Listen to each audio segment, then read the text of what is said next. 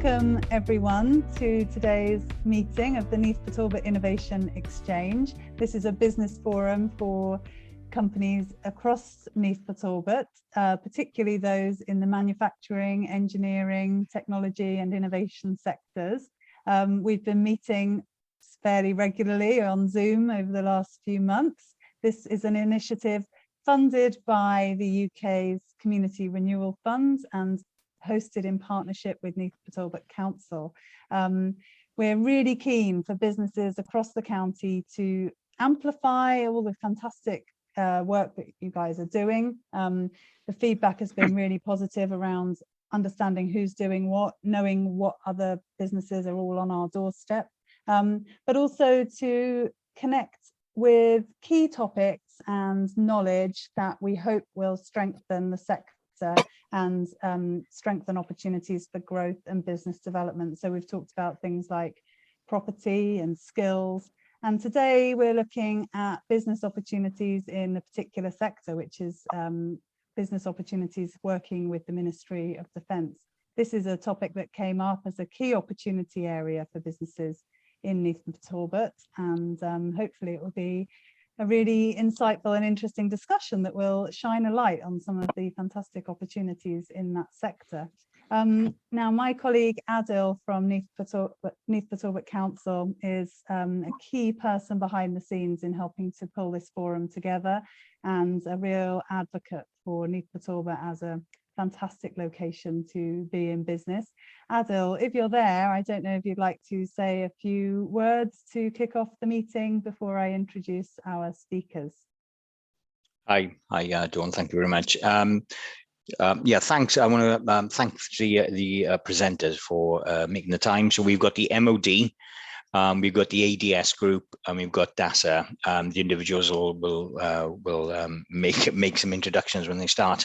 But just to say, as I said, the forum is a great opportunity to showcase conversations between businesses, but also opportunities that we have from presenters such as we got today. What I'd like to do is encourage the businesses to actually use the chat, put forward your questions to the businesses, to the presenters, sorry, that are there.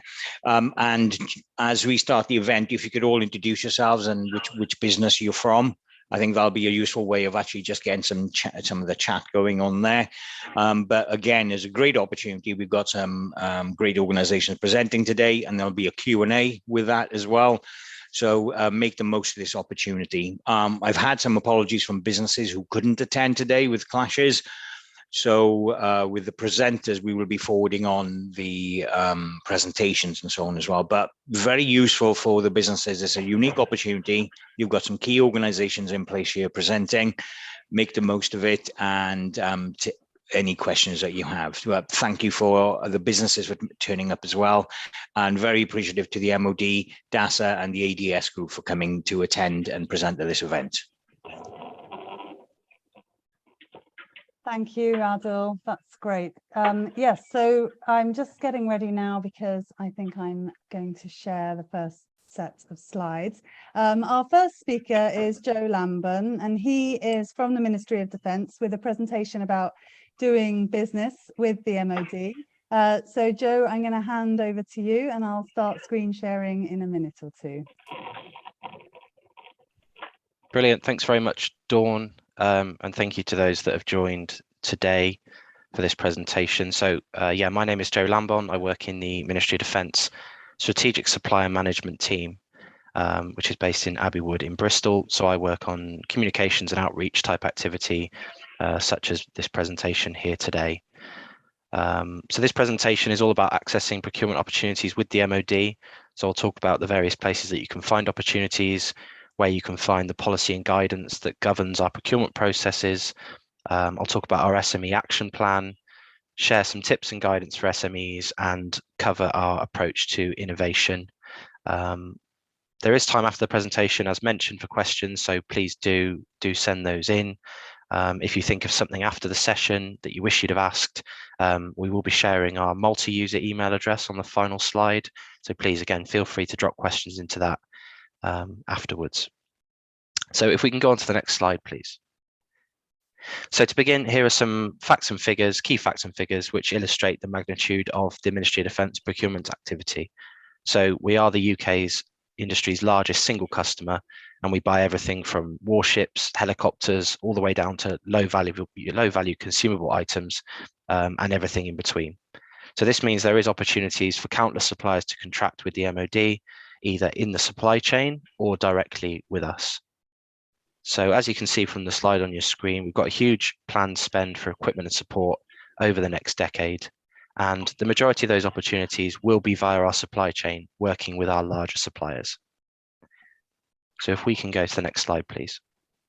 So this shows some of the different areas of the Ministry of Defence. So we buy a diverse range of equipment, products and services through a variety of these sub-organisations. So through DE&S, we buy defence equipment and support, which includes ships, aircrafts, vehicles and weapon systems, and the support that supports those platforms. We also buy infrastructure through the Defence Infrastructure Organisation, or DIO. So this includes construction, as well as soft and hard facilities management. We buy most of our technology through Defence Digital, formerly ISS, which includes network services, cloud, digital, and software. We buy common goods and services through Crown Commercial Service, CCS, who supply this across all government organisations. We also buy scientific and technical support through the Defence Science and Technology Laboratory, or DSTL. And we also buy commodities such as food, clothing, medical and general supplies via Team Leidos.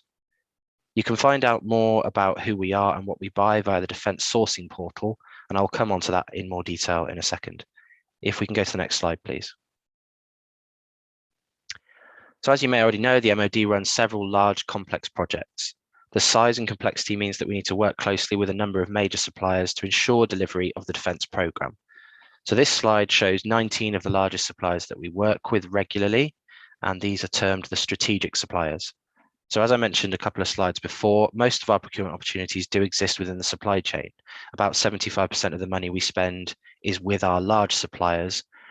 And so because that's the case, we encourage smaller companies to look at the highlighted suppliers' websites, most of which have dedicated pages of information describing how to access their procurement opportunities and see how you might fit into the picture.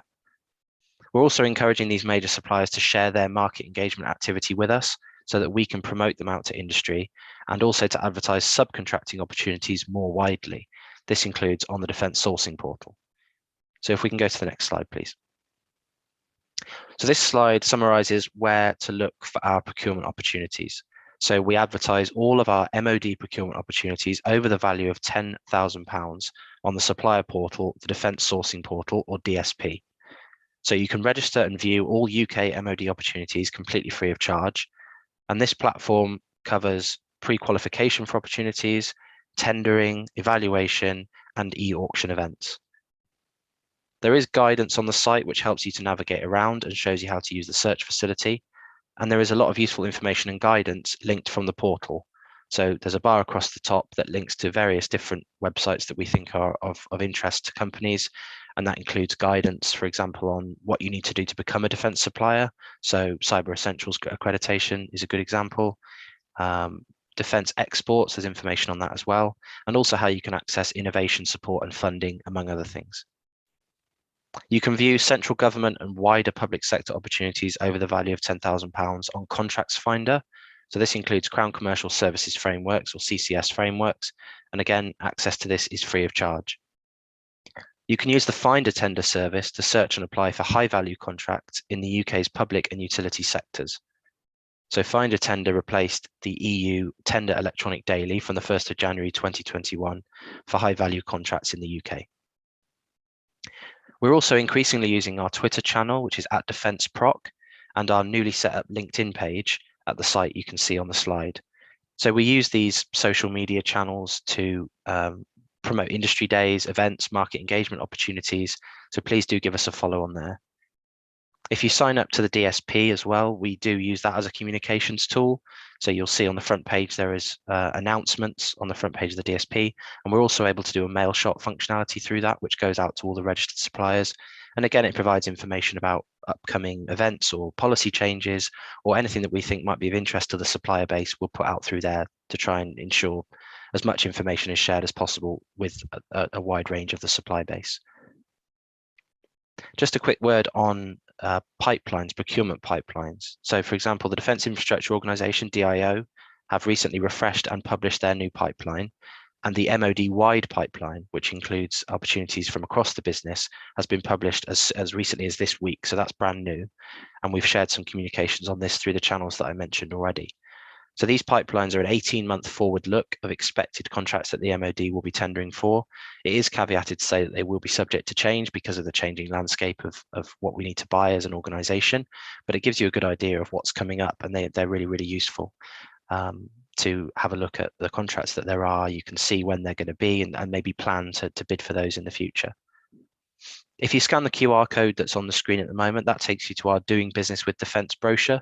So this goes into a lot more detail about the topics I'm covering today and is a good read if you are interested in doing business with defence in the future.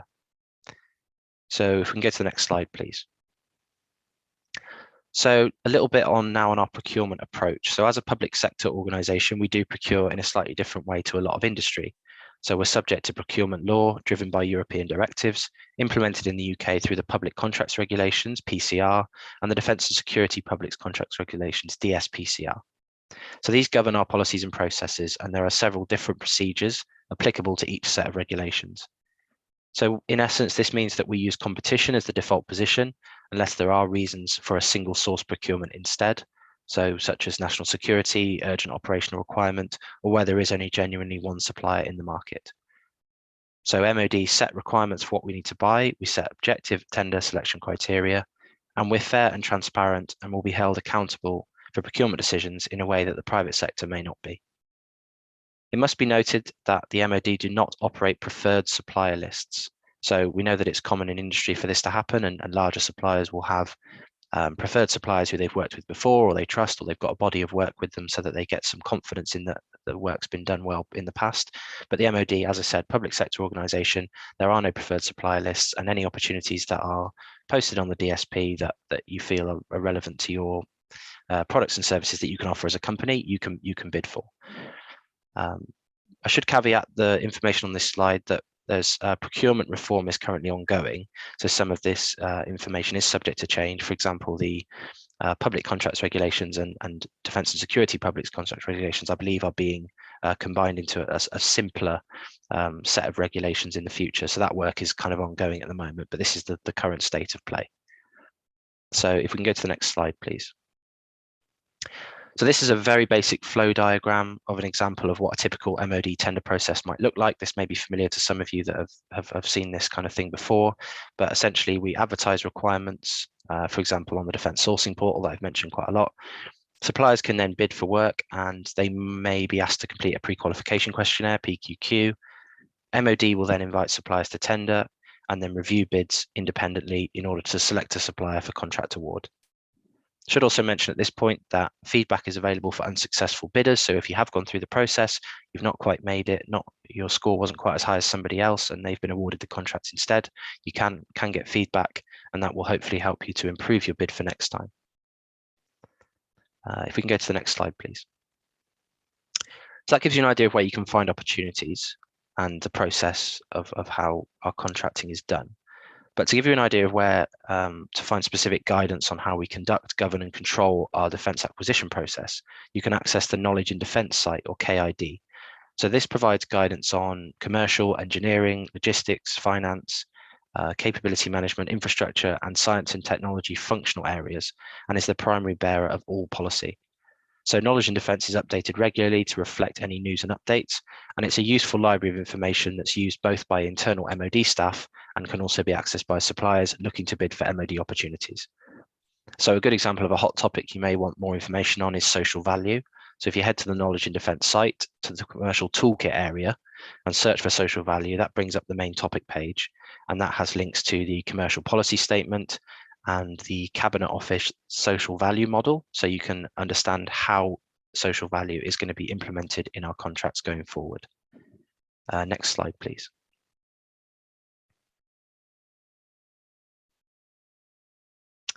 So we want to encourage smaller businesses to work with us and increase the diversity of the defence supply chain. So the Defence SME Action Plan is published on gov.uk with ministerial endorsement. The action plan has been refreshed this year, and the updated version was published in January. So you can access this via gov.uk or by just doing a quick search for MoD SME Action Plan. So the plan reinforces the commitment to the SME agenda, which aims to increase overall spend with SMEs. So to give you an idea, in financial year 17-18, our overall spend with SMEs was 16.5%, an increase of 3% on the year before. For 18-19, it was 19.3%, another increase. And in 19-20, it was 21.3%, which shows a further increase. We've recently completed the exercise for this year. That's gone through approvals and has been published, I think, now by the Cabinet Office, or it should be very soon. So we've seen another further increase on the latest figures that have gone out. So the action plan outlines the initiatives that have been implemented since the release of the first action plan in 2019. It shines a spotlight on success stories of SMEs working with the MoD, and it details 13 commitments across 3 key areas that will be tracked as they progress. So you can see these listed on the slide. So to help drive improvement for SMEs, the Defence Suppliers Forum has set up an SME working group. And if we can go to the next slide, I'll tell you a little bit more about that. So the Defence Suppliers Forum, or DSF, is co-chaired by the Secretary of State for Defence and a nominated industry chief executive. The DSF has a number of working groups for identifying and actioning areas of improvement between MoD and the UK defence industry, which report to the DSF executive group. The SME working group is developing and managing a focused programme of work to deliver improved access to opportunities for smaller businesses in the defence supply chain and contribute to the aspirations of the SME Action Plan. Next slide, please. So the SME working group has considered feedback on the barriers that SMEs face when doing business with defence and has identified 3 priority themes, which are the focus of 3 separate work streams that report into the working group. So the overarching aim of each work stream is to address the challenge or problem statement that's been identified, consider underlying causes with supporting evidence, recommend workable solutions, including quick wins, which will make the greatest difference, identify risk, constraints, and success measures, develop an action plan, and then take action to deliver against those agreed outputs. And you can see the 3 work streams that sit under this working group are in your screen there. So it's frameworks, improving access to opportunities, and measures and transparency are the 3 key ones at the moment. Next slide, please. So we want to encourage innovation and attract new and non-traditional suppliers into defence. So the Defence Innovation Priorities was launched in September 2019. And again, there's a document on gov.uk that highlights some of the key areas around defence innovation. The priorities are used to inform policy, strategy and plans, shaping how the department understands and exploits innovation. The priorities will also be used to focus innovation investment, shaping how the Defence Innovation Fund is allocated. So the Defence Innovation Initiative was launched in 2016. And the Defence and Security Accelerator, or DASA, and the Defence Innovation Fund are both key parts of defence activity. So the Defence Innovation Fund provides £800 million of funding over 10 years, mostly invested through DASA. DASA holds regular themed competitions to address specific challenges and offers funding, as well as an enduring challenge on a more generic basis, and an open call, which welcomes ideas on a broader scale. I know that my colleague from DASA is going to provide a presentation, so I won't go into any more detail, and hopefully they can give you some more information on DASA, but there is also detail again on the gov.uk website. Innovation hubs have been established in all the frontline commands to act as catalysts for innovation, and these hubs again can be contacted through the DASA website on gov.uk. Finally, Innovate UK is an agency-sponsored department for BEIS, which is the Business, Energy and Industrial Strategy, and they run competitions for funding in different industry sectors and also provide business advice for SMEs. Next slide, please. So that's it from me in terms of content for the presentation. As I mentioned earlier, there is our contact details for our help desk for the Doing Business with Defence help desk. So if you have got further questions afterwards, please send them in, or if you've got any other queries, please get in contact with us and we will help out where we can. But other than that, thank you very much for listening and welcome any questions you've got at this moment. Thank you, Joe. I'm just leaving this slide up with the email address on, but actually we'll share the email address with everybody afterwards. so don't worry about that, and we'll share your presentation.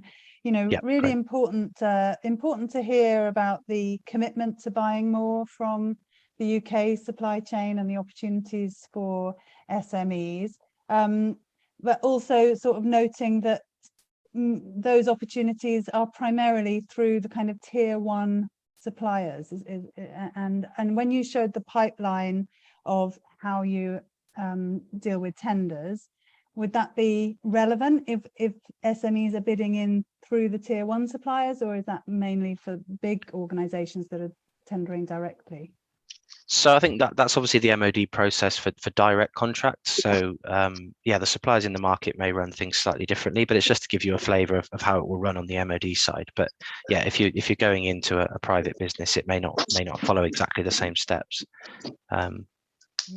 But yeah, so the majority, I say the majority of opportunities are through those suppliers. I think that's more just a way of illustrating the actual value that is spent through them. So because it's so large, it's sometimes worth looking at your business strategy and saying, where do we see ourselves? We're a small business. Where do we see ourselves in terms of could we bid for a contract? Do we have the capacity and the capability to deliver it on our own? Do we need to work together and form a consortium of other SMEs to try and bid for that together? Or do we need to try and identify which companies we think will be bidding for that, i.e. those larger companies, and try and build a relationship with them to supply as a subcontractor into them for that opportunity. So there's just different ways of looking at it, really. Yeah, that makes a lot of sense. Right, we're going to invite some questions now. Andrew Ryan has his hands up. Andrew, would you like to come in with a question? Yes, thank you. It sounds like a lot of what you were talking about there was the MoD actively looking for something that they need and a tender process. But if for example, small tech startup with a new technology that is directly applicable to the MoD, could provide return on investment, but isn't necessarily something the MoD is actively looking for, is there a process of pitching? Are there events? You mentioned sort of the defense and security accelerator. Is that where that comes into play? So, yeah, providing a service that's not actively being looked for, I suppose, is the question. Yeah, understand, and that's a really common question that we do get. So I think my DASA colleagues will be able to speak on that in a bit more detail, but certainly if you've got an idea that you're trying to bring to market and you need funding to develop that or mature the idea for an innovative solution, then DASA might be the way to go, and it's worth having a look on their website for the different competitions that they're running at different times. There is also, I guess, other ways of looking at it in terms of trying to provide an innovative idea. So there's something being piloted at the moment, which is called an industry advisory group, which is trying to bring together companies in the market, so SMEs, the larger prime suppliers that we work with as well, and trying to help shape requirements as to what they look like, to try and solve that issue of we've got a requirement of what we think we need, but we don't necessarily know the best in class or the best, most innovative, newest idea or way of doing it. And so that pilot has been run and I think has been successful and is going to be, I think, rolled out further. They're just working out some ways to resource it, but there are things being done to try and look at that kind of innovation of how that can be brought in, because we recognize that's a common thing that we get is, we've got an idea, we don't think that that it exists yet, or so you wouldn't necessarily have a requirement for it. So there are things being done to look at that. And again, as I mentioned, there's obviously the strategic suppliers that we work with, who you can get in contact with, and again, they may be interested in a new idea that you've got, if you can take it to them, a new way of doing things better and improving what they've already got. So yeah, there's different ways of looking at it. Thank you. Thank you. Yes, we'll hear more from the accelerator in a bit and hopefully elaborate on some of those opportunities. There was a question in the chat from Andrew Firth. Would you like to ask that, Andrew? Yes, I would. Yeah, so it's particularly, and it sort of backs on to what my colleague Andy was just asking about. We're a software provider. And from my past experience, I know that if we're contracting with anything to do with government, it has to be on G Cloud. Is this definitely the case? Because I did get a response and I quickly looked at the document and there's no reference to G Cloud in there at all, other than the supply of software. Yeah, so not necessarily, I think, is the answer. There will be requirements that will be run through G Cloud. So it certainly is used by MoD. I know it's a Crown Commercial Services framework, but the MoD will use it where they've identified that what they need is, in the scope of it. But there are other opportunities as well that will just be posted on the DSP or whatever. So it's not necessary to be on a framework for absolutely everything. Obviously, it will entirely depend on what they're buying, and yeah, G Cloud is used by the MoD.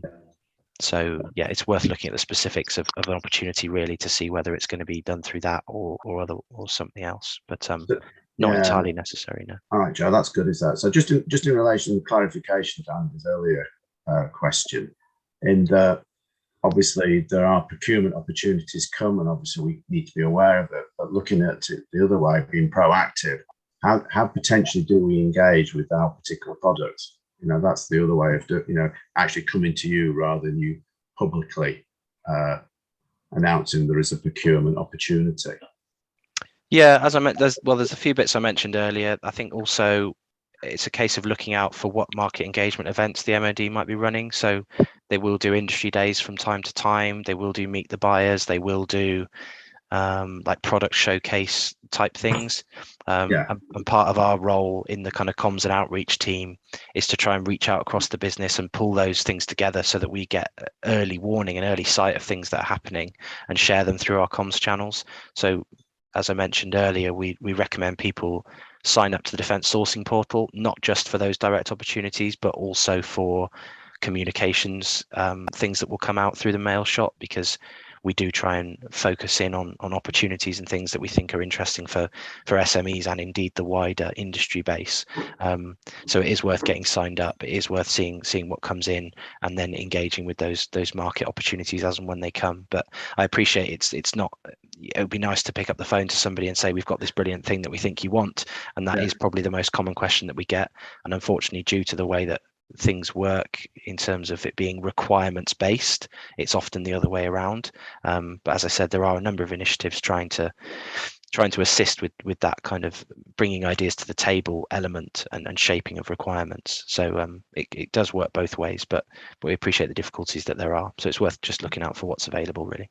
All right, Joe, I'll go and have a look at the Defence Sourcing Portal and register up there then. Thank you. Brilliant. All right, should be really easy to do. I think it just takes a few minutes, some basic information, and then you can get those notifications through, as I said. Thank you. And those would they include notifications on tier 1 events as well, where possible, where you're advised of those? Yes, so that's part of again, the activity that we're doing is reaching out to those larger suppliers. So we've got a good working relationship with the 19 strategic suppliers and their kind of SME areas.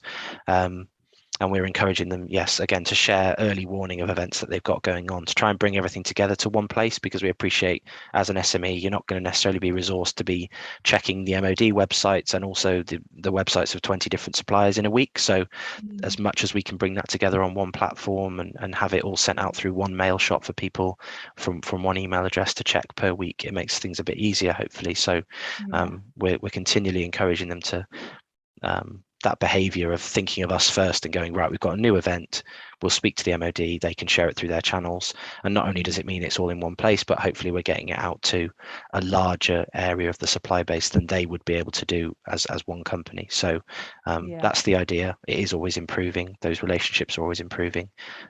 So hopefully we'll start to see that come through.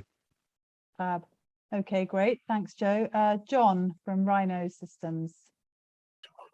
Hi, Joe. We Hi, John. manufacture CPNI doors. We do a lot of business with the MoD, but I won't say it's a problem, but the current way of getting that business is through tenders from the prime contractors. And I was just wondering, because it would be very useful for us to have advanced knowledge of what was coming in the pipeline. Are all sort of the building contracts covered in the contract binder?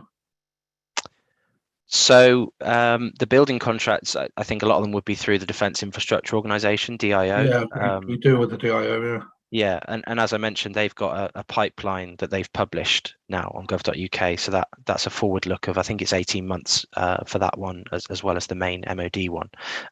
So that tells you about the projects that they've got on there. So you would have advance warning of those. But also once they are coming up to that point where they're advertising it, it should be on the Defence Sourcing Portal. It should be on Contracts Finder. So it's a case of, I guess, looking at that pipeline, seeing what's coming up, marking the diary for when it's going to go live, and then being able to engage at that point. So yeah, it's worth looking at those few bits, really. Great, thank you very much. No, thanks for the question. I think a point that Adil has raised, the SME action plan was intending to set up a working group that would include SMEs as part of that dialogue. Is that still happening, and is that something businesses can get involved with? Yeah, so that the SME, as part of the SME action plan, there's the SME working group that's been set up. And as I mentioned earlier, there's a few work streams underneath that are prioritising certain activities for improving things for SMEs. And the membership of those is a mix of internal MoD people, those from those large primes, and also SMEs. So periodically, they are reopened for new entrants. So if you are interested in being part of it and you feel like you've got something to offer, you feel like you've got a unique perspective, or you're able to contribute to those meetings, then please do drop us an email into the address that I shared earlier on, and you'll be under consideration for the next tranche of SMEs that are added. Thank you, Joe. Adil, would you like to come in with a comment or a question to close? It was actually, I think Joseph sort of made reference to that. It was interesting to read the SME action plan and the working group, so that's why I raised a question. I think it would be interesting, use Intuity as an example. It's a company I've worked with from startup, as it were. They've got a unique solution that potentially maybe the MoD are not aware of, but it's, from our perspective, is to actually provide these opportunities for our SME businesses, and the working group seemed a potential opportunity, because obviously that's the purpose of it. But and just one final question is there a continued increase from the to the MoD in terms of increasing the SME spend? You know, you've mentioned the action plan. One of the key things, you mentioned 75% of your spend sort of goes through the tier ones. Now, I mentioned about other events and whether they're advertised, but I think one of the key issues for SMEs to get into that supply chain is having the contact points within those tier ones. Yeah. So whilst I understand, I know there's a Raytheon event that's going to be coming forward with the MoD. So hopefully all the businesses here will be made aware of that. But it would be useful if, this may be in the pipeline where you are doing an event with your tier ones where SMEs can actually engage and get some contact points, if that makes sense. Because I understand sometimes they are supplier or contract specific in terms of something that's coming out. But, if you use Rhino as an example, or even Intuity and so on, it's hard to sort of get those initial contact points if you don't know where to start. I understand you can use a portal. So are any of those sort of activities also due to be planned with the tier ones, so more SMEs can get engagement with those tier one and more importantly, establish contacts? Yeah, so it's not something that we're doing as a team specifically, but there may be collaborative events across the business that are being in the planning phase at the moment. Also, as I mentioned, we are encouraging those strategic suppliers and even the other large suppliers that we work with, not just limited to the 19, to share what they're doing with us at the earliest point, so that we could share that and people can engage with those events, and a wider section of the defence industry can engage with them. I think the problem comes, and if you speak to any of these large companies, they will tell you themselves that a lot of the time they've got their preferred suppliers already, or they've got a list of suppliers who they trust, and so that's where the difficulty comes in. So we say to them, every time you've got an opportunity, please share it with us, but it may not be that they're opening everything up. And because they're a private company, they're not obliged to do it. There is written into our contract now for over a certain value where the supply chain is being refreshed, that must be published on the defence sourcing portal as well. So you will see on there the opportunities are direct opportunities, but you will also see some subcontracting opportunities on there as well. So that's again a way of bringing everything into one place, advertising to as many people as possible, and giving people the opportunity to engage with those events. But yeah, we understand that the difficulty of, sometimes you just want somebody to speak to. And again, we have sort of one-on-one conversations with the larger suppliers, and we say to them, how are you, what does your offering look like for SMEs? How are you improving the picture of how people can get involved? And we spoke to one recently who said, yeah, we've looked at our website, we've refreshed it completely. We've made it much more accessible for SMEs. There's guidance on there so people can understand, and there's kind of a request form you can fill in if you have got that really good idea that you want to bring into them, and they'll send it in. So that kind of stuff is always ongoing. And I think, talk about the SME action plan, there's the commitments in there. Those commitments are not just MoD commitments. So it's MoD, the driving force, but it's a defence industry as a whole that are committed to delivering those. And we've again had conversations with those large suppliers who have committed to, yes, we will support the delivery of those. So those commitments in there about improving the access, improving communications, improving things for SMEs will be done by those large suppliers as well as the MoD. So it's everybody pulling together really. Okay, yeah, that's good to hear. It sounds as though it really needs some accountability for those large prime contractors to make sure they're opening up their opportunities and not just using their old friends. But great to hear that's an industry-wide priority. Thank you, Joe. I think in the interests of moving the conversation on, I'll invite our next speakers, but if you're able to stay and if further discussion points come up, then perhaps we'll hear a bit more from you later. But I think that's been really useful and insightful. And the key thing, I think, is those platforms and links that you've provided, which we will share with colleagues along with your slides after today's session. Fab. So our next speaker is Simon Levy from ADS. I hope I'm pronouncing your name right, Simon. And ADS is a membership organisation that supports businesses in this sector.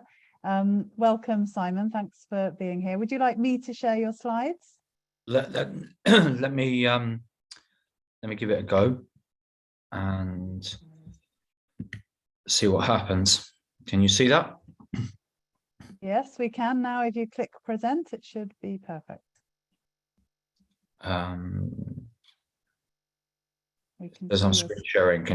Does it work? Yeah, we can see your screen. That's right. Click that button and then let's just check that we can see your slides.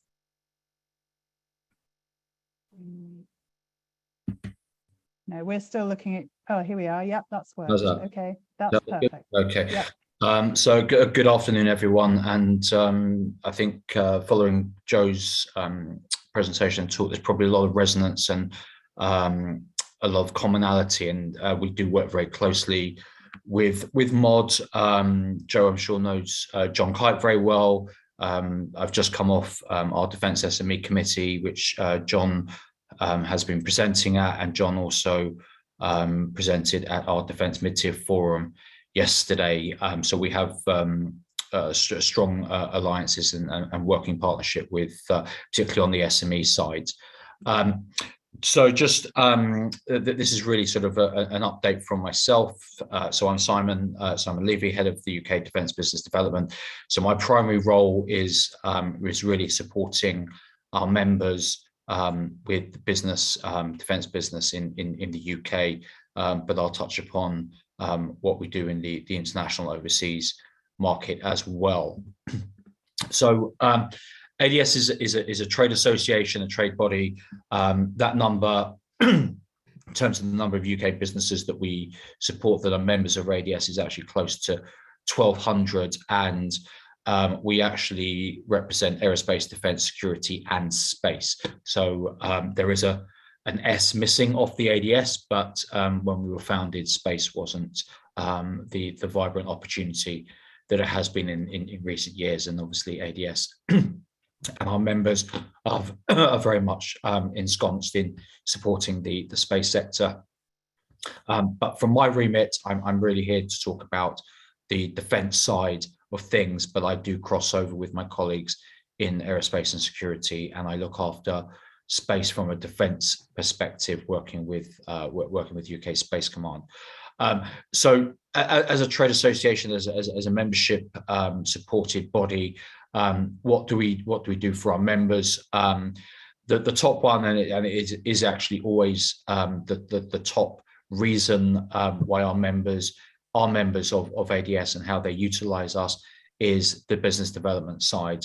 So I have a counterpart across in the aerospace, in the security, and in space, because that's really where we need to champion and support our members, and in particular the SMEs. And there is a misnomer amongst industry and amongst members that we are there just to service the large organizations, the primes. 95% of our membership are actually SMEs, and they really are where the swathes of our work is really in terms of supporting them. Of course, we have to support the primes, and without the primes and without the SMEs, business simply wouldn't get done. So we support both sides, but the vast majority of my work in events like this and in my day-to-day job is really supporting our SME members. We run a whole series of tailored events programs throughout the year. Obviously, I'll touch upon what we do in the defence side, but one of the big things that's obviously coming up is Farnborough. So in July, in just a few weeks' time, we've got the Farnborough International Air Show. That is actually a wholly owned subsidiary of ADS. So we're very much looking forward to that, obviously having had to postpone the event a couple of years ago due to the pandemic. We represent all of the industries as above through one influential voice. So we have a large and a very strong policy and public affairs team. So not just do we lobby, but we've been doing a lot in terms of our posture and positioning, whereby we aim to be and are slowly becoming the default go-to for government in particular. So if they need any guidance, if they need any input on what's going on in industry, ADS we hope is the go-to organisation. And what we don't know, then we have obviously a large industrial base through our membership that we can go out to aggregate and collate the necessary information on behalf of government.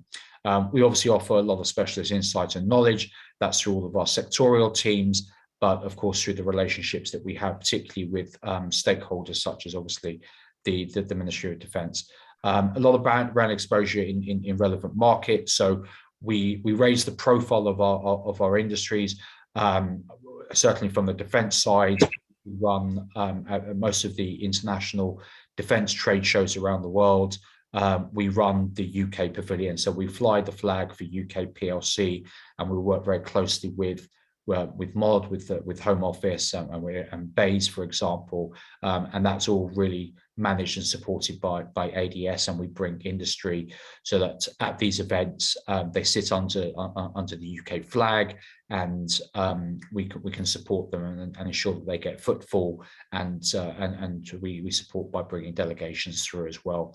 And then we have a range of business support services, and I'll touch upon some of those in a bit. Just in terms of obviously the teams, as I say, ahead of this call, I suddenly realised that space is actually missing from here.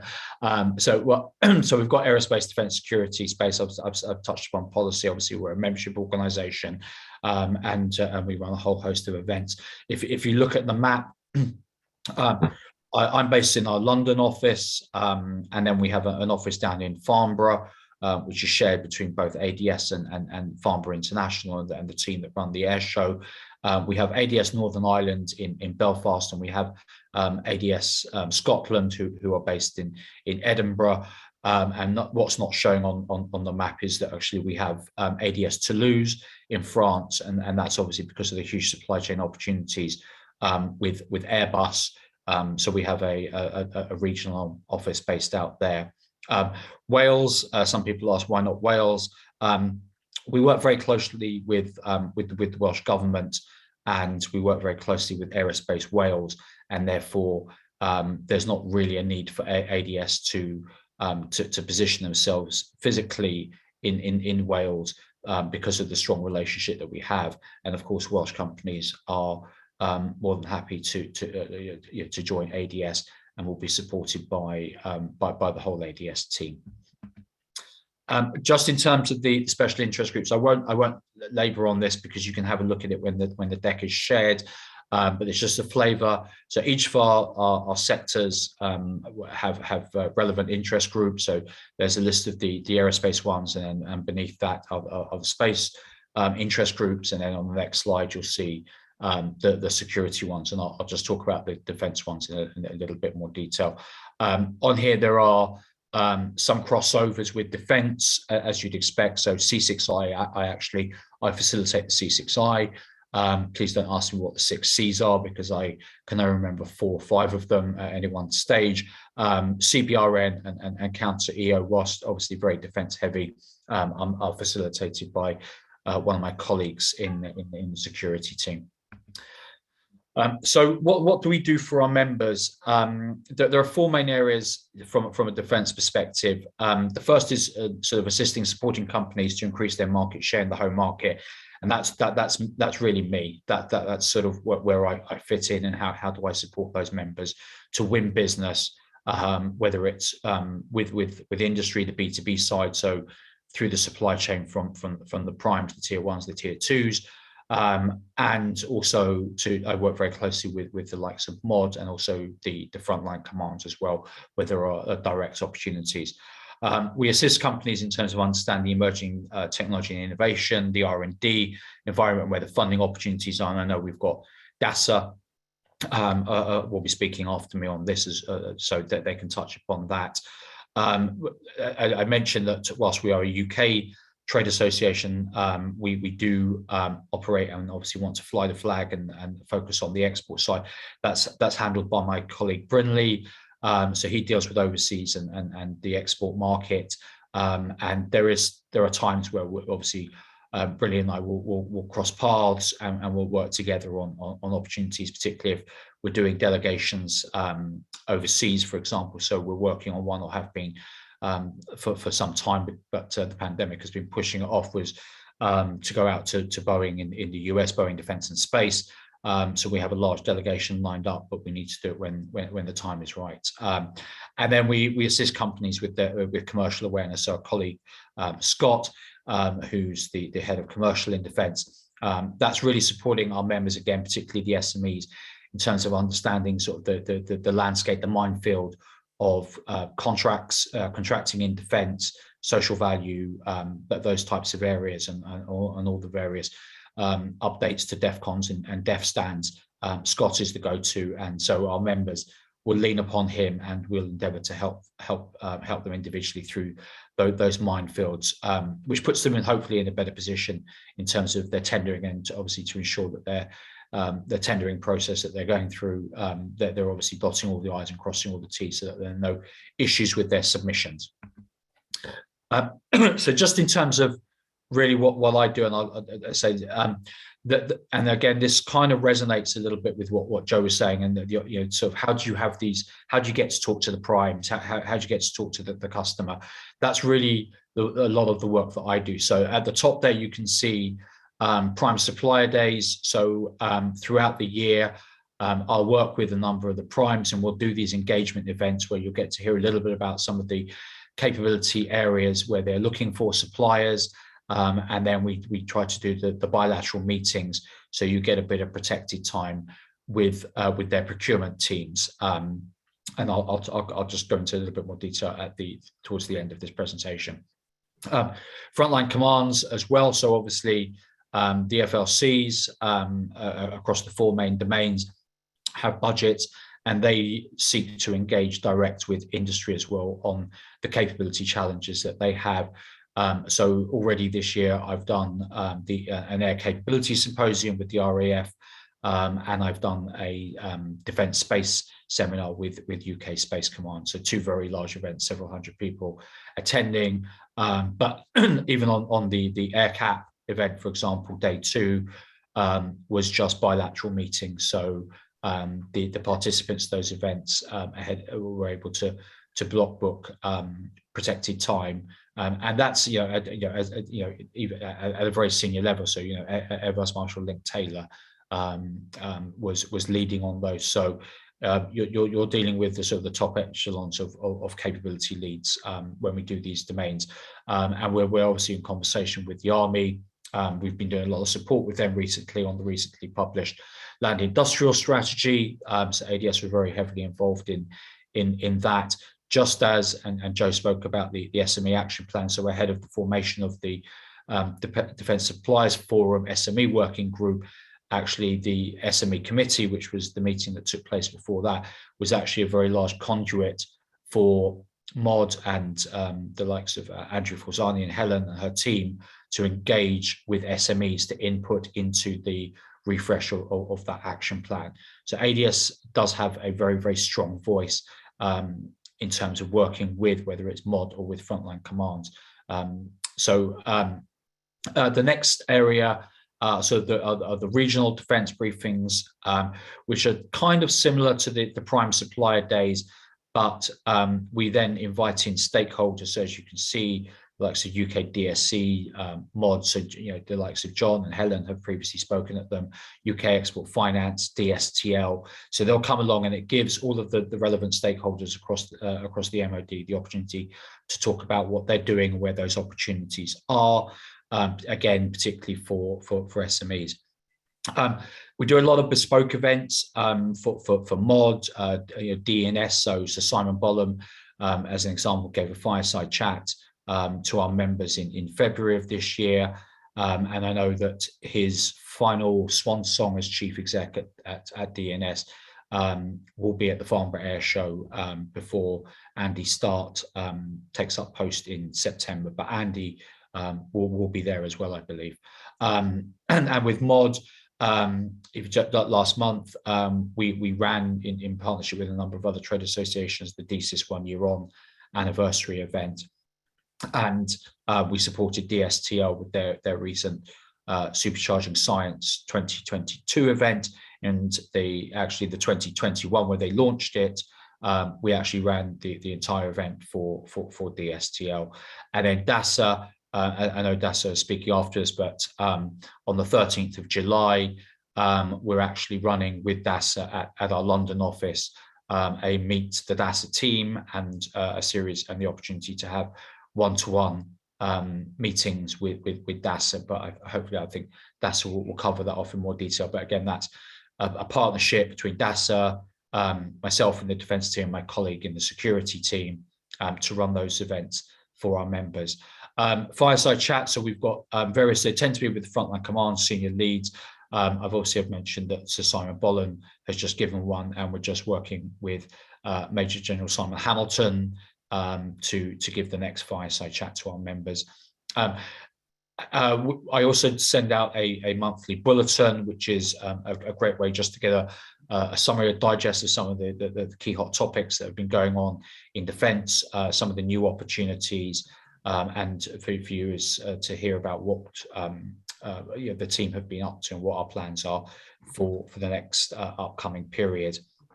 And then we have a dedicated business development centre. So I know that Joe spoke about the DSP, and there's talk about, how do you get to hear about what the Prime's doing, etc. Well, our business development centre, the team, they aggregate the opportunities and put them onto our website for our members to access. So in one repository, you have a huge swathe of opportunities, not just in the UK, but internationally as well. And on top of that, today, a generic business development opportunities covering aerospace, defence, security and space goes out to the members that have signed up for it. And on Fridays, I send out a weekly defence opportunities. So a list of all the latest defence business development opportunities that have come across our desk or that the BDC team have been scouring and finding. and I serve that up into your inbox. So as Joe says, they have a weekly email. We have a weekly one, which is very, very broad and covers, as I say, both UK and international opportunities. And then lastly, to support our members and to get that sort of engagement and interaction, I have a whole host of specialist interest groups and various boards and committees, which should be my next slide. Yep, fantastic. So just in terms of how we're structured, sitting at the top is the Defence Sector Board, which is chaired by our Vice President of Defence. So our VP Defence is Jeff Lewis, who's the CEO and MD for UK for Raytheon UK. So he's our Vice President. It's a non-salaried role, and he sits on the main ADS board. And on that DSB is really the primes, the larger players sit on that. And then underneath that, you have the mid-tier forum, which I look after. And then we have our SME committee, which I used to look after. My colleague has now taken the reins on that one. And so those three boards / committees are a forum for industry to get together and to represent the broader views of all of our members. Clearly, as I said, with the SMEs, with around 1,200 companies as members of ADS, we can't have 95% of them. If they're defence, there's nearly 900 defence SMEs at ADS. We can't have them all in a room every quarter to talk about what the issues are and to listen to people like John at MoD and fire questions at him. So they represent, that committee of 2025 members represent the voice of our SME community, and the same for the mid-tier. And then beneath that, we have a series of steering groups for NATO, offset, exports, and in sort of the pastel colour services. So that's a new group that's just been launched. So it's not our members are not just about manufacturing. We have a lot of service companies. So we've set up a new group to cover that. And then underneath that, we have communities of interest. So these are, and most of these I look after, particularly obviously the land, sea and air, and space actually sits in with the air, because I cover the defence space side, so they sit within that group. But we have infrastructure, so we work very closely with DIO. And then again, in the sort of the pastel colour, we're just about to launch a new group, the PASMEC, which is the prime and SME community, which is the opportunity where there'll be two industry chairs, one from a prime and one from an SME. We'll jointly run the group, and it's open to all of our members, and it's an opportunity for primes and SMEs to discuss the challenges that are facing, to hear from both sides, and to hopefully make a smoother journey in terms of contracting and working together, and obviously clearly understanding where those opportunities lie. Just on this one, so this is really my colleague Brinley's area in terms of the export and overseas, but as touched upon earlier in terms of how we fly the flag for UK PLC and UK Prosperity. We run a huge number of UK pavilions, and you can see them on the slide there. Clearly, the biggest one is DSEI. I mean, we have even last year with the impact of COVID, we had over 100 companies, so it was smaller than usual in terms of the UK pavilion, but it's still the largest footprint at DSEI, and so that's run by us. As with all of these other international events. We do a whole series of briefings and seminars. So we have MOUs with other trade associations across the globe. I think about 40 MOUs in place with other trade associations. And we do a lot of sort of bilateral events, whether or not we go out to territory. So we've been doing quite a lot in the Nordic region of late. And I know that we're working towards getting a delegation from Finland over at the back end of this year. They've approached us and want to come over and meet with maritime companies. And we work very closely with the UK DSC I've been doing a lot of work with UK DSC the last few months on Ukraine. So ADS and our members have been supporting the UORs that have been going out to try and get as much industry support for Ukraine as we can. And we have a lot of relationships with the embassies and high commissions, as well as obviously the desk officers, both in the UK, but in situ in territory. So just to give a flavour, I think this is my last slide. Just to give you to look at what the past, as in this is what we've done this year already. So we're in June. Team Resolute, who are bidding to win the contract for the Fleet Solid Support Ship. So that's a consortium made up of Hull and de Wolf, Navantia, and BMT. We ran 5 engagement events for them around the UK, one down in Devon, one in Bristol, one in Belfast, one in Edinburgh, and one in Gateshead. We've had Sir Simon Bolland, Chief Executive DNS, give a fireside chat, touched upon obviously the Air Capability Symposium with the RAF, the Defence Space Seminar with UK Space Command. Last month I did an engagement event for SMEs with Serco, who are looking for partners. That went exceptionally well. In fact, we were oversubscribed, so we're going to look at doing another one. So some companies who didn't get in, they've gone out directly to arrange meetings. Stratcom. So we have it, as I mentioned, and I know that someone on the call earlier was talking about infrastructure. So we have an infrastructure group, and we work very closely with DIO. We did an event a couple of weeks ago down in Shrivenham with Stratcom, a 2-day event we ran for them.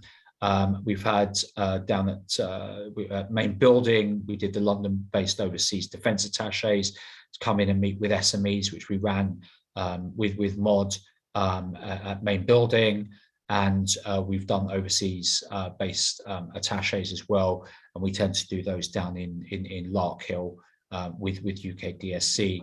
And as I said, we've been out to members out to Norway, Denmark, and Portugal. Conscious of time a little bit, yeah. Sorry? Just conscious of time, Simon. Yeah, okay. So I think this is my last slide. So this is really a snapshot of what's coming up. The two that obviously I really just want to sort of really focus on, that we've got DASA speaking after this, but as mentioned, obviously the event on the 13th of July for our members, and then of course Farnborough, the air show, 18th to the 22nd of July. So I think that's me. Yeah. Super. Sounds like really, really helpful and proactive support for businesses looking to get into this sector. And you've really covered a lot of those opportunities to kind of get in front of the prime contractors. And hopefully that sounds appealing to partners in the room who were asking questions about how to start building those relationships. So thank you, Simon. We've got time for a couple of quick questions for Simon, if any particular points need clarification. Do put your hand up if you've got a question. There was a huge amount of content in there, so we will circulate all of that following the meeting. I've had a look on the website, Simon, and trying to find out how much it costs to join, and it says it depends on your turnover. So I expect you can't tell us any more than that at this stage, can you? It does. It's banded. I don't know the exact details. I know that if you're an SME, I think if your turnover is less than 500,000, I think it's £895 for a year to be a member, and it sort of scales up from there. And it's prorated. So if anyone say was to join in the middle of the year in July or what have you, you'd only pay a proportion of that up until December, because it's per calendar year. But it starts at £895. Okay, and yeah, very sort of proactive, lots of events and aggregation of key information, which sounds very important, really useful. So that really complemented what we heard earlier from Joe, so really helpful. Thank you, Simon. I'll introduce our next speaker now, which is Anis Murad from the Defence and Security Accelerator. So I think you're talking about innovation and opportunities to do new things. Would you like to share your own slide? I will. It would probably be easier just to rattle through that way. Yeah, so hopefully I'll be able to again complement some of the stuff that's gone so far, answer a couple of the questions from the Andrews earlier on, the plural Andrews. So hopefully that is now showing. Let me know if that's fine. Perfect. Perfect. Excellent. So good afternoon, everyone, and I appreciate I'm probably between people and toilet breaks and lunch and so on. So I'll chat for about 10-15 minutes on the Defence and Security Accelerator. Factoring in the supply chain theme here, I'm also going to cover a kind of soon to come program, which is really tackling some of those gaps in defence supply chain and supporting the R&D that might need to be undertaken to do that. My name is Anis Murad, as mentioned.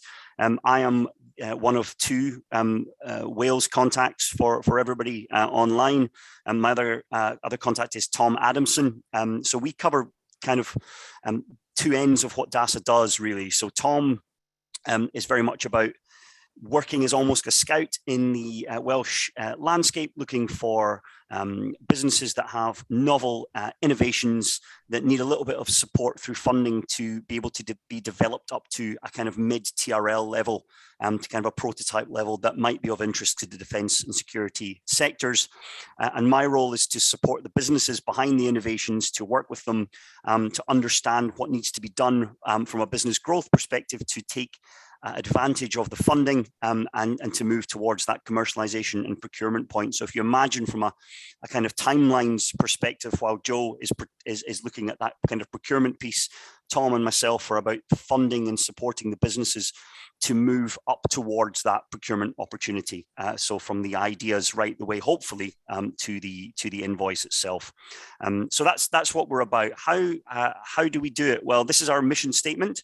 We were set up about 5 years ago to find and fund exploitable innovation to support UK defence and security quickly and effectively, and UK prosperity. The exploitable is really key in there. Back to something that Joe mentioned about being mission driven.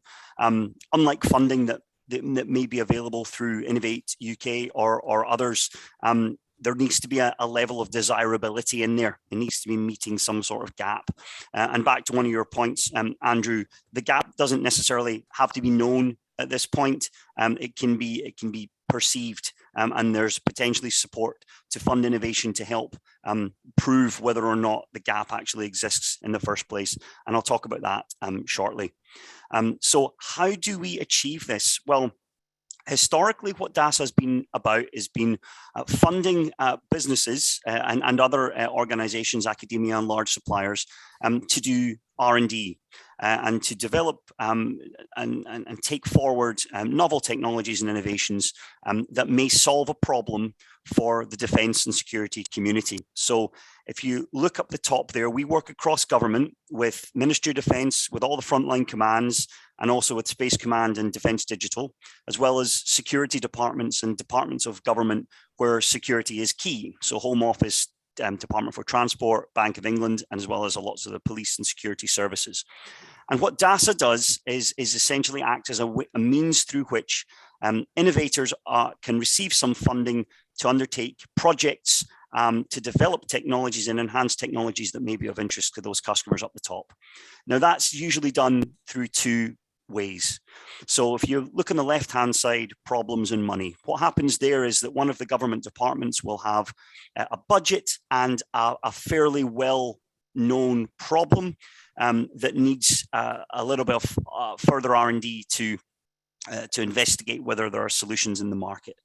DASA will run a themed competition where all the innovator communities down at the bottom can bid in for that money and receive 100% support for a research and development contract to deliver that project on behalf of the MoD or others. The other way of looking at it is through a more innovator pushed model. So this again speaks to something that a couple of people covered. If you have a technology that you believe needs a little bit of further R&D to be able to move towards a kind of demonstration and sort of phase, DASA can support that. So if you have a concept, you have a technology, it's perhaps been proven in another sector, it's perhaps been funded yourselves to a certain degree, you can apply in through DASA's open call, which is on essentially the right hand side, which means any idea from any sector can come in, and those propositions through an open call, an open application, would be taken to the defence and security community, and interest in those would be solicited. And then if there was interest and sufficient interest, again, organisations would be funded at 100%. DASA has put about £180 million into the innovation landscape across the UK. Not enough of it from Wales, so we're certainly keen to see more. And we've funded around about 1,000 organisations, and nearly 60% of those are SMEs. So this is money that goes to SMEs on the whole, although not exclusively, but take that message away that this is very SME friendly finance. So that's the core of what we've usually done. This is a slide which Tom and I delivered recently at the DSTL event in Newport that was referred to earlier on. Essentially, anything sort of from the top to the middle would be supported by Tom, and anything from the middle down would be supported by myself. So the themed and open calls that I just covered would be Tom. You're able to get in touch with him. We're able to elicit feedback from customers on your behalf, and also help you with market exploration activities. For myself, where I'm about building the business, we offer business mentoring services, smart brokerage type activities, and support for companies that are looking to perhaps raise investment to grow their business. And there's some alternative funding mechanisms that are there, such as the Defence Innovation Loans and Seed Fund, which I won't go into too much detail today, but would be happy to cover at a later date. Everything we do at DASA is through an online portal. And in relation to that, there are two particular supply chain initiatives that we're looking to bring online soon, with the yellow flashes beside them there, that I'm going to cover in a little bit more detail for you just now, given the kind of supply chain focus of the event. And those are the Defence Technology Exploitation Programme and DASA's Innovation Portal, which again, hopefully will talk to some of the questions that came out around how to get involved and how to collaborate. So DTEP, this is coming soon. It's certainly very soon, over the next weeks. And DTEP is designed to help small and medium-sized enterprises. So in a supply chain sense, the lower tier suppliers, those who don't have an existing buying relationship with MoD, to join defence supply chains. And the way that DTEP will do that is to help lower tier suppliers partner with higher tier defence suppliers. Now, those can be some of the 19 primes that were talked about. It can be some of the mid tiers, but essentially a higher tier supplier who has a relationship with defence at this point, to undertake a bit of co-development activity to be able to help some of that technological development be pulled through towards the defence community, towards the MoD buyers, and to tackle some gaps in the supply chain.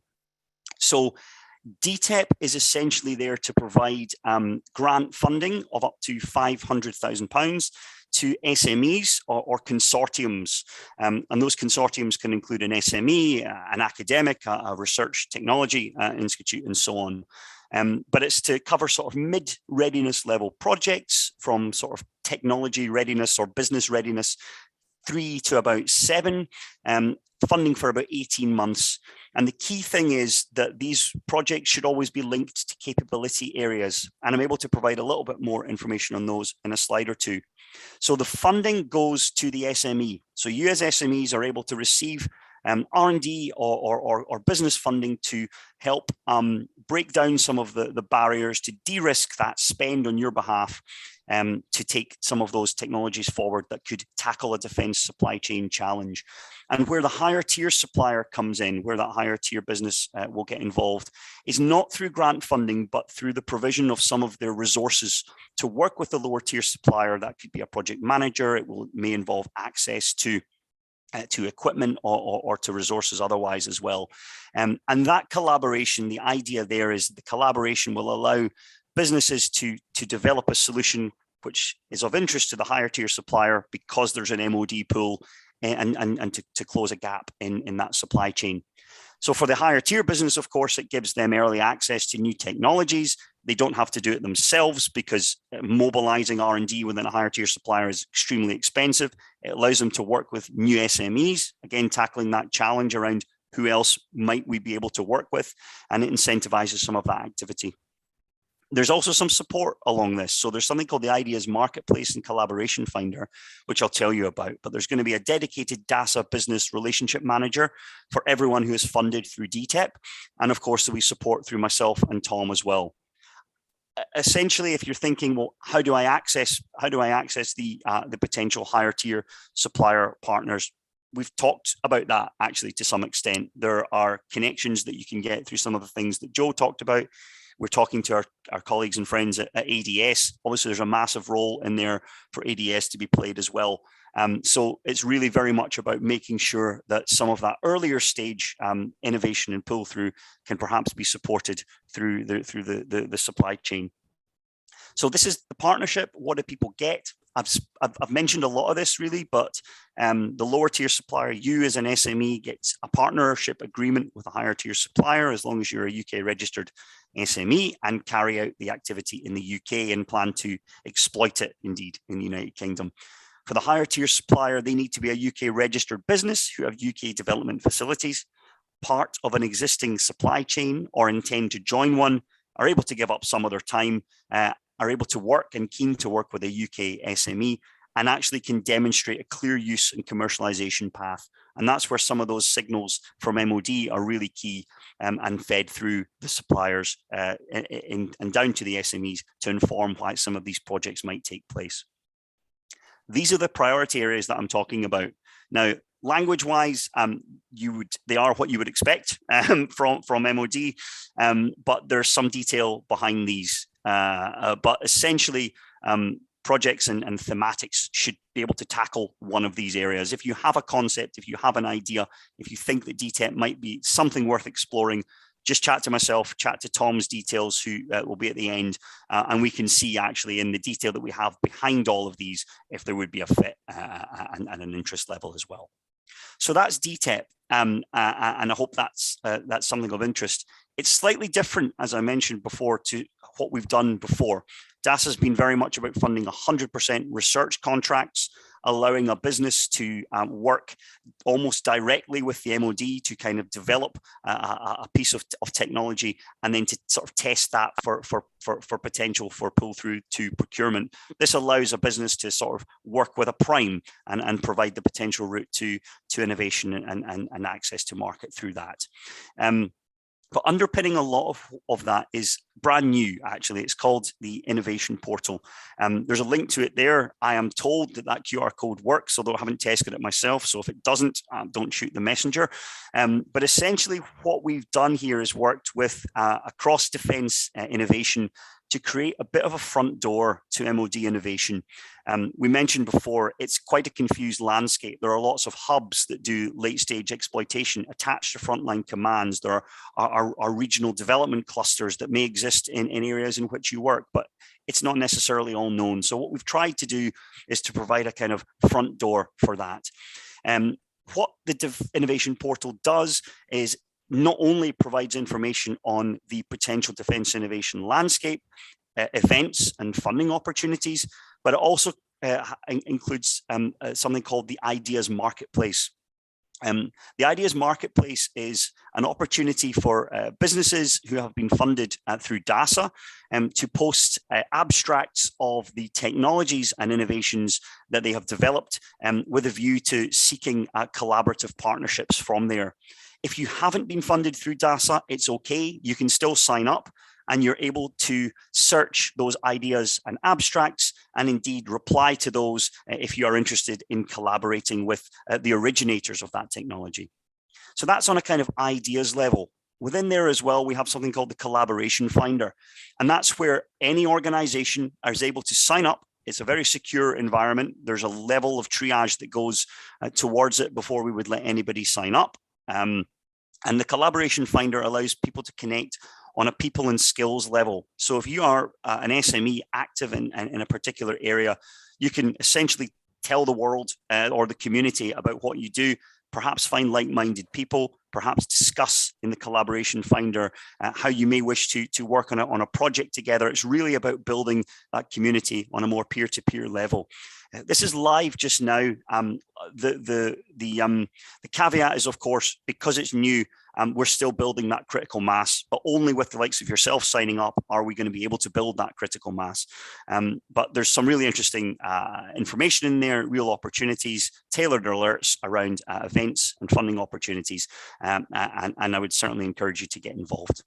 So that's the innovation portal.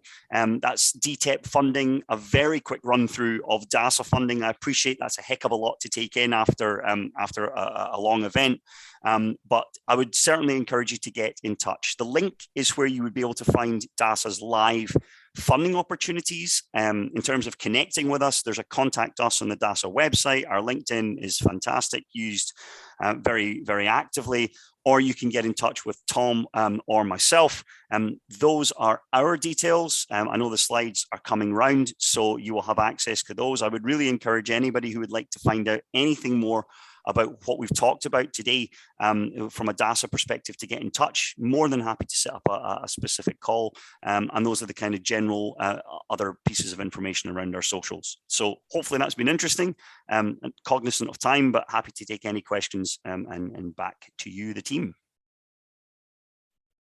Thank you, Anne. It's very interesting. Yeah, great. Huge amount of effort going into connecting up innovators in this space. Really, really good to see. And hopefully businesses in the room will follow those links. I've tried to share a couple of them in the chat, and I've put your email address in the chat as well, so people can reach out and make contact.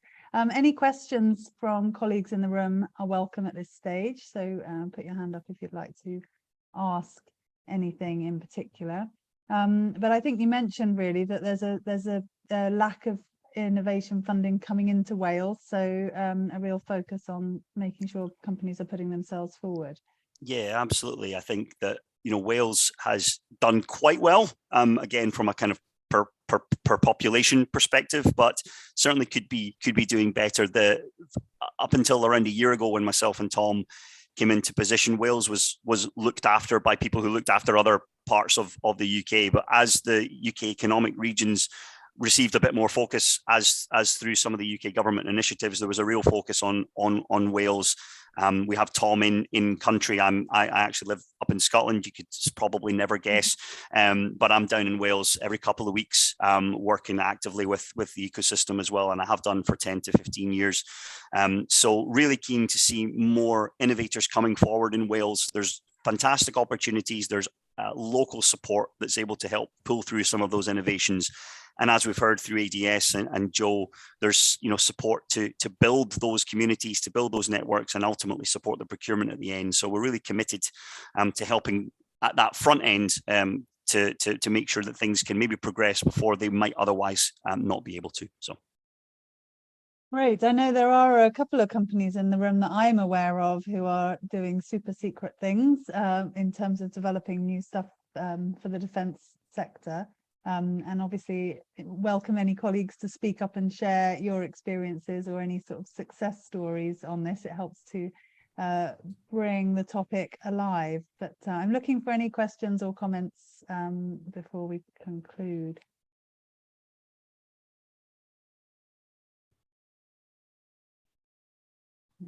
I'm leaving a nice awkward silence. Sometimes it takes a little while for people to come forward. Huge amount of content, and I appreciate it's been a long afternoon already. So thank you to our three presenters for sharing all of that wealth of information. I know from my own perspective, it's sometimes we try and do it all ourselves in-house, but it certainly sounds as though there is support out there, and probably really beneficial to make that engagement early and get the help to make the connections. It feels like one of those sectors that's quite difficult to break into, but certainly that's been an encouraging range of presentations this afternoon.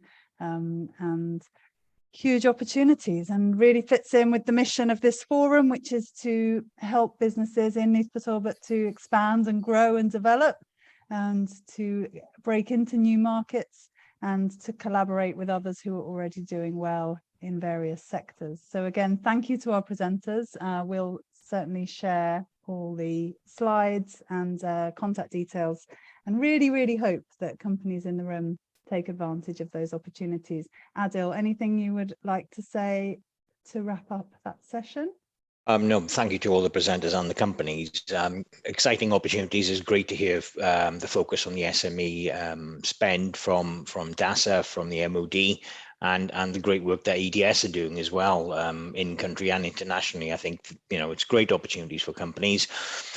Just to finish off, if there are any requests, should we not have your details, email me direct. My email is in the chat. Joe, Anis, and Simon, if you are willing, because this is the content you presented today has been absolutely fantastic. It's been very useful, I think. I was wondering whether you would all three also be willing to actually do a podcast. Helen would follow up. This would be very useful to our, not only our area, but our region as well. And I think, you know, having a podcast there to supplement everything you've done today would be absolutely fantastic. So in fact, I'll send a group email to all three of you, copy Helen in, and we can set those up as well. I think it'll be absolutely fantastic, because that information can be used not only just for Neath Port Talbot, but across our region as well. So thank you very much for today. And just to say thank you to all the companies for attending as well. And I also thought I might just issue the invitation to our three presenters. If you are in Wales or in our neck of the woods, on the 8th of July, this forum is having an in-person networking event, and you would be very welcome. We'd be delighted if you would come along, and that will be another opportunity to meet face-to-face with some of our regional local businesses. So I put the link for that in the chat, and that invitation goes to everybody in the room. We're advertising the summer networking event, and we'd love for you to click on the Eventbrite link in the chat and register to come along. It's taking place at Metal Box, and will be a really great opportunity to see that new facility, and some of the members of this forum, including Ministry of Furniture, Safety Letterbox Company and Vortex IoT, are located there, so opportunity to have a chat with them. Not a packed agenda of speakers, but some canapes, some glasses of wine, Friday afternoon. Hopefully you'll all want to come meet up face to face. We've had lots of great discussions online, but feedback has been you know, nice to build those relationships in person as well. So we do hope some of you will come along and bring your colleagues, and we'll also be inviting some schools and possibly teaching staff to attend. Again, we're trying to build up those connections with businesses in the county, with local schools, so that kids and their teachers are much more aware of what a fantastic sector this is to think about for their future career options. So that will be added into the mix as well. Adil, final thoughts from you? Just one comment. We are, just for members and parties of attending today, we are looking to actually do an event around the Shared Prosperity Fund. So keep an eye out on that. We are keen to get input and feedback from businesses in and around what the key issues and the needs are. So look out for that and the following up events. And we hope to do something as well with Aerospace Wales, and I think Simon mentioned John Wally and others as well. So there's hopefully a series of other events that will come forward. But yeah, thank you for everyone for attending today. And if you would like to be interviewed for our podcast series, I've put Helen's email address in the chat. We're trying to shine a spotlight on local companies and spread the good word about all the great businesses that exist and your growth aspirations for the future. But I hope today's session has been valuable. I've certainly learned a lot, found it really insightful, and hopefully it will be opportunities that some of you will take up, and we can come back together in a few months' time and you can tell us how successful you've been at either getting innovation funding or new contracts in the defence space. But for now, I think that's everything we've got to say. Thank you so much for giving up an hour and a half of your afternoon to come and listen. And we will see you again next time, or we'll see you on the 8th of July in person, we hope. Thanks all. Bye for now. Thank you.